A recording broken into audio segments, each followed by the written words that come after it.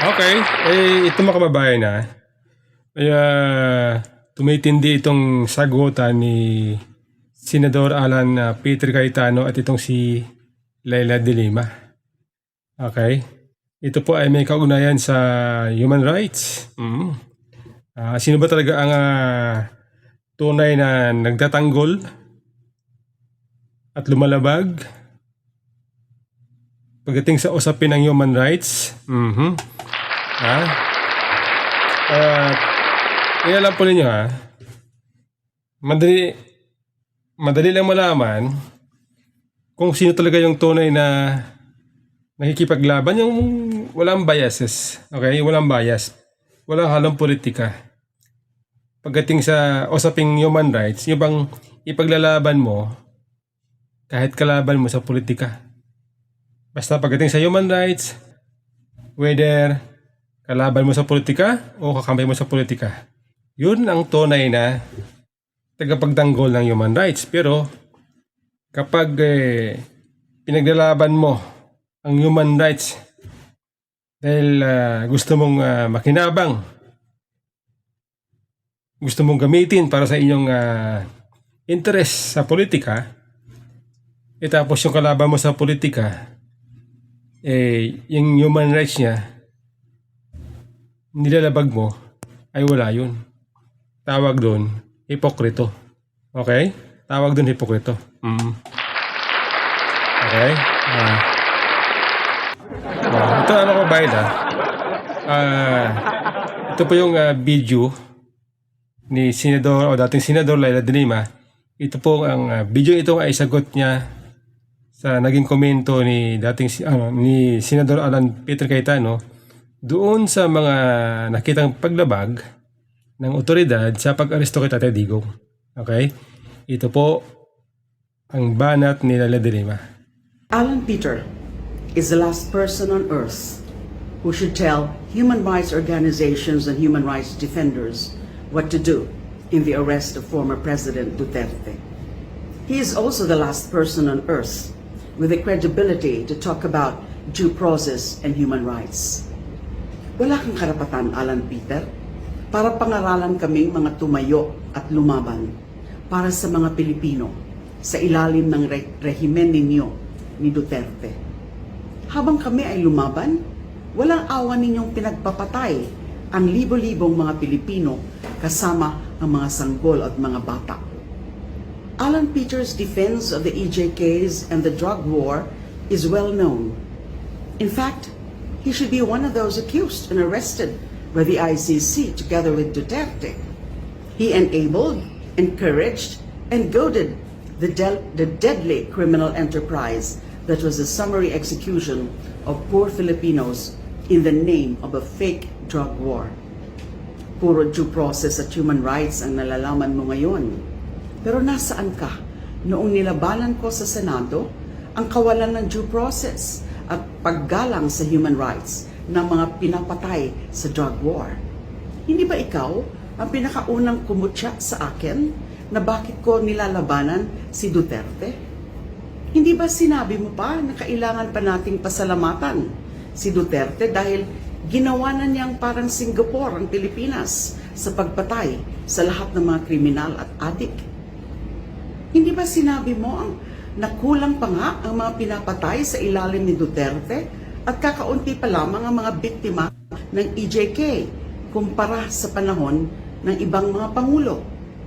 Hindi ba ikaw ang pinakaunang lumapastangan sa aking mga karapatan at kumalimot sa due process sa pagkatuwa mo sa pagka-aresto ko dahil sa mga peking kaso na nagawa-gawa ninyo? Asan ang due process noong tinawag mo akong spokesperson ng mga drug syndicate? Noong panahon na pinapatay na lamang sa kalsada ang mga addict at pusher, nag-ingat ka ba bago ako tawaging drug lord dahil baka bigla rin akong patayin na walang due process? Huwag kang sinungaling, Alan Peter. Sa totoo lang, wala ka naman talagang pakialam sa due process at human rights hanggat hindi ikaw at si Duterte ang biktima. The true test of standing up for due process and human rights is when the poorest and lowliest of Filipinos have been oppressed and you fought for them. Where were you during that time when the people's rights were being violated? Of course, you were on the other side, the side of those oppressing and violating our people's human rights. Huwag ka nang magdamit na human rights defender. Alam ng lahat na isa kang oportunistang politiko na naalala lang ang due process at human rights kapag kayo na ang nagigipit. Ano naman ang mali at illegal sa pag-aresto at pagdala kay Duterte sa ICC? Jurisdiction over the crime is conferred by law. What is the law on crimes against humanity, including systemic attacks on the civilian population of which Duterte is accused? There's the Rome Statute. There's also Section 17 of RA 9185 that provides that the Philippine government may choose not to exercise jurisdiction over crimes against international humanitarian law, and that instead it may allow another entity conferred with similar jurisdiction by international law to assume jurisdiction where said entity is already investigating the accused or suspect. Insofar as jurisdiction over crimes against international humanitarian law are concerned, the law is RA 9185, and RA 9185 says that the Philippine government has the option to surrender Duterte to the ICC without any judicial approval because it is a waiver of its exercise of jurisdiction in favor of the International Court, here the ICC.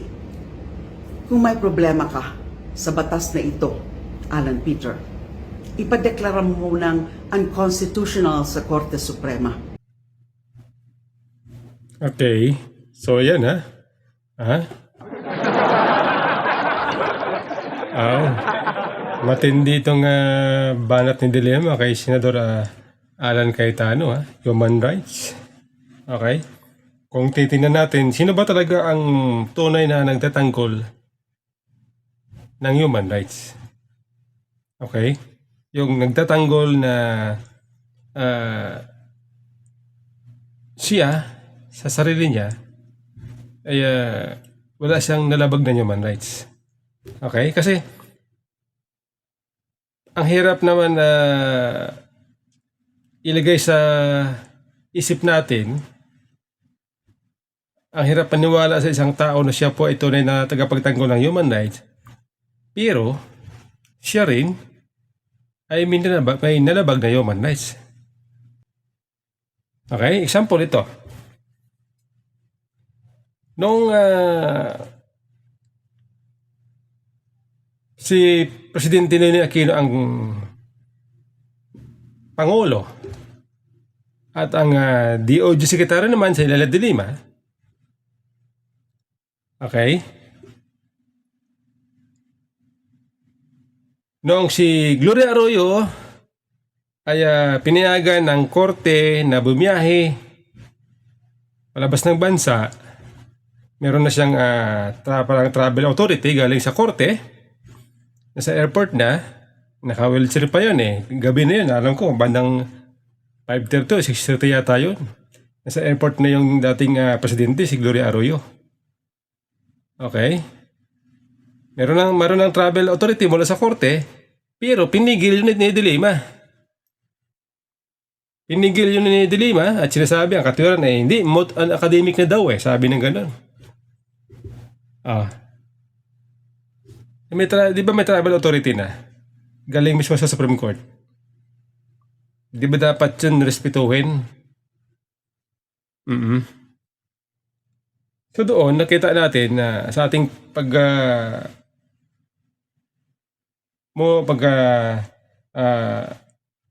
intindi, nung time na yon, nalabag din ang karapatan ni GMA, karapatan pagkatao ni GMA. Okay? Doon sa nangyari yun, na pinigil si Gloria Arroyo para makalabas ng bansa, para magpagamot. Dahil noong time na yun, si Gloria ay meron na siyang Ano ba yun? Meron siyang iniinda na sakit sa liig. Hindi ko alam kung spine ba yun, ha? Naka-neck brace eh. Naka-wheelchair. Okay? So, nung time na yun, arestuhan siya ng o harangin siya sa immigration, sa airport. Doon, nalabag po ang karapatan ni GMA. At ang humarang, DOJ. So, paano mo ngayon sabihin na ikaw ay tunay na tagapagtanggol ng human rights kung ikaw mismo may nalabag kang karapatan pantao ng ibang tao? Kahit sabi natin, si Gloria, ano yan, dating presidente yan, makapangyarihang tao yan. Pero may karapatan din yan. May karapatan pantao din yan. Yung sinasabi ni Dilima na pinaglalaban nila, pinagtanggol nila ay human rights ng mga victim daw ng mga war on drugs. Sabihin natin na yung mga tao na yan, maliliit. Pagdating sa karapatan pantao, pares lang naman yun eh. Mayaman na maliit, pares lang yung may karapatan pantao. Kaya siyempre tayo ngayon bilang ordinaryong mamamayan, tinitingnan natin yan eh. Kung sino ba talaga ang tagapagtanggol ng human rights. O baka naman kaya niya pinagtatanggol ng human rights para sa kanyang interes sa politika. Okay? Ngayon, si Senador Alan Peter Cayetano,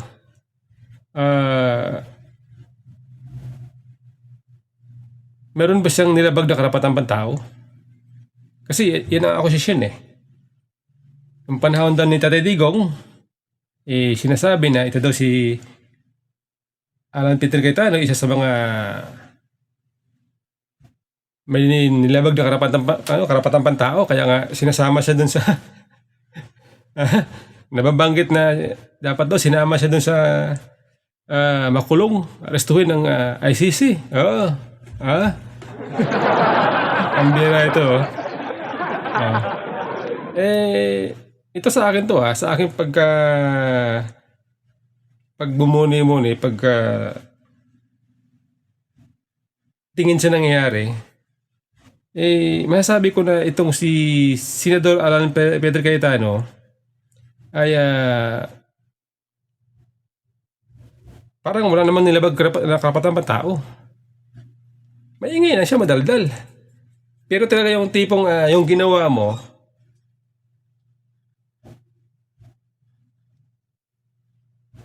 ikaw mismo nagdesisyon, ikaw mismo personal na nilabag mo yung karapatan pang tao, parang tingin ko, si Alan Peter Cayetano, parang wala. Okay? Daldal, siyempre. Bahagi ng bahagi ng free speech. Diba? Diba ginagarantiya yun ng ginagarantiya ng ang batas na ang bawat tao, bawat Pilipino meron silang free speech, freedom of expression. Iba kasi yung ginawa mo, nangyari, katulad nung nangyari kay Gloria, kaysa nagsasalita ka lang na, gito, ganyan, iba kasi yun eh. Yan po aking opinion sa aking pagkakaintindi sa aking pagkakaunawa sa mga nangyayari pagdating sa human rights. Diba? Kasi dito, ngayon kanya-kanyang batuhan ng putik. Ngayon, bilang ordinaryong tao, tulad natin, sa atin ngayon ang pagpapasya o busisi kung sino ba talaga ang sasabi ng totoo na nagtatanggol ng human rights. Okay? Ngayon, ay binabanatan kinikriticize nitong mga dilawan nitong ni Leila de Lima ang war on drugs ng dating Pangulong Duterte. Ako naman bilang dating nakaranas ng krimen, nakaranas na hold up, siyempre pabor ako sa war on drugs. Dahil gusto nating masawata ang mga krimen na siyang namemoriso, naninira ng buhay ng mga inosenteng tao. O, di ba? Kasi kung ikaw, halimbawa ikaw, kamag-anak mo, na rape, na hold up, pinakawan, pinatay, ang isip mo ngayon, magkakaroon ka ng galit sa kriminal. Okay? Magkakaroon ka ngayon ng galit sa kriminal. At siyempre, dahil nga sa mga experience na ganun, gusto mo, itong mga kriminal na ito, mabura sa lipunan. Ay yung leader, politiko, na may matinding pulisya pagdating sa peace and order, nagkataon na kay dating Pangulong Duterte, kaya siya ay sinusuportahan natin. Ang problema lang ngayon, kahit maganda ang resulta ng war on drugs, para sa atin sa majority ng mga Pilipino, kahit maganda po ang resulta ng war on drugs, pero sa kalaban sa politika, pangit pa rin. Hindi nila kinikilala na ang war on drugs ang laki ng naitulong sa ating kapayapaan. Sa mga katulad natin na wala namang kakayanan magbayad ng security. Pag naglalakad ka sa daan, lalo pag gabi, lilingon-lingon ka. Halimbawa, naglalakad ka sa kalye. Lilingon-lingon sa likod mo. Dahil natatakot ka na baka bigla ka nalang akbayan at sasabihin, hold up to. Yun ba ay masasabi natin na hindi nangangailangan ng human rights? Human rights laban sa kriminal? Kasi ako mula nung hold up ako noon, actually matagal na ito, inuulit ko lang ito kasi siyempre ito usapin ngayon ng human rights. Ako noon ay na-hold up, matagal na, 1998 pa, ako nag-aaral doon, college. Working student ako. Sa araw, tatrabaho, sa gabi nag-aaral. Nang pauwi na ako mga bandang alas 10 na. Diyan sa monumento, papunta ng Valenzuela, Malinta, doon ako nakatira Akalaan nyo na ako'y na-hold up. Dalawang luko-luko. Nakita ko naman yung tao dalawa sila Pero hindi ko inisip na hold upper pala. Pagdaan sa likod ko, bigla nilang umakbay, tapos yung isa. Siyempre, working student ka, yung pinamabayad mo sa allowance mo, pambayad mo sa tuition mo, galing sa pagtatrabaho mo. Pero nagtataga ka para makapagtapos ng pag-aaral. Pero itong mga loko-loko, itong mga durobong kriminal na ito, ganun ang gagawin sa'yo. Nung panahon niya, bata pa ako noon grabe ang takot ko noon. Grabe ang trauma ko. Siyempre ako galing probinsya. Mangmang sa Maynila, wala akong magawa. Hindi ko magawa magsumbong sa pulis. Nung time na yan, wala akong alam sa Maynila. Bago salta sa Maynila Probinsyano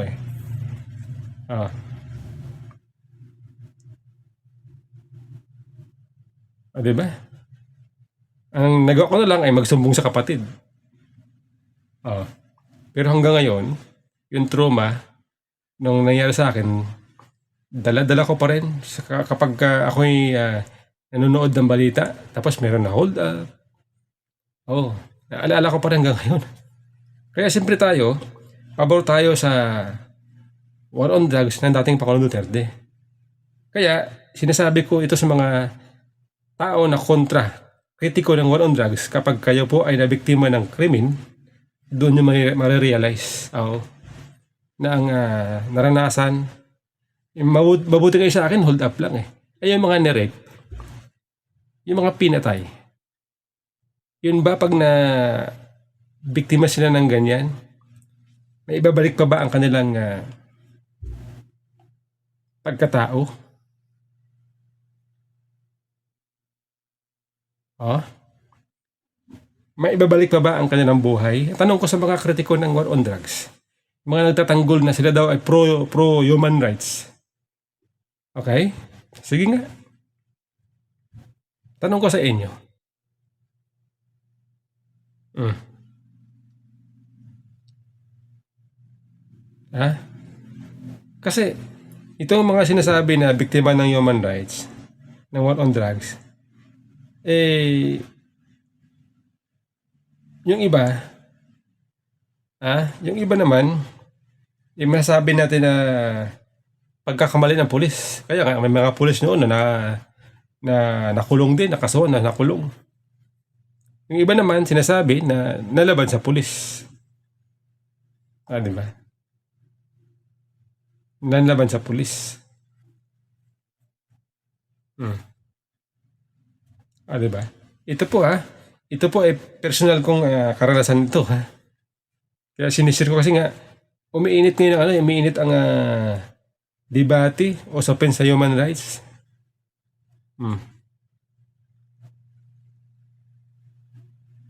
Okay? O sabi ni Dilima, siya daw ay nakulong dahil sa gawa-gawang kaso. Pero siya po ay dumaan sa proseso. O, di ba? Nagkaroon ng mga investigasyon, mga hearing. Yun pa ang proseso eh. O, ngayon ba ito kay Tatay Digong? Nung siya po inaresto at dinala sa the Netherlands, dumaan ba siya sa proseso? Sinasabi ng gobyerno, hindi, dumaan yan sa tamang proseso. Dumaan sa due process. Sabi ng ganun. Ngayon, meron palang batas. Sinasabi yung Article 59 sa Rome Statute na dapat daw pag nung inaresto si Tatay Digong, dapat daw dinala agad sa competent judicial authority, which is the Supreme Court, Court of Appeal, Regional Trial Court, hindi DOJ. Hindi po sakop ng competent judicial authority ang DOJ. Sabi ng mga eksperto dahil ang DOJ ay yan po ay under ng executive. Diba? Tayo po ay alam tayo po ay nalilito. Ano ba talaga? Kasi itong gobyerno, di ba dapat ang gobyerno, sila dapat yung patupad ng due process sa bawat tao. Hindi lang dahil sa kalaban sa politika. Dahil tayo po na mga nag-observe, mga ordinaryo mamamayan, nakikita natin yan. Kung sila ba ay nagsasabi ng totoo, hindi. Ngayon, nakikita natin na itong gobyerno mismo hindi nagsasabi ng totoo. Niliko-liko nila yung sistema. Tayo po, ang epekto sa atin, hindi maniniwala sa kanila.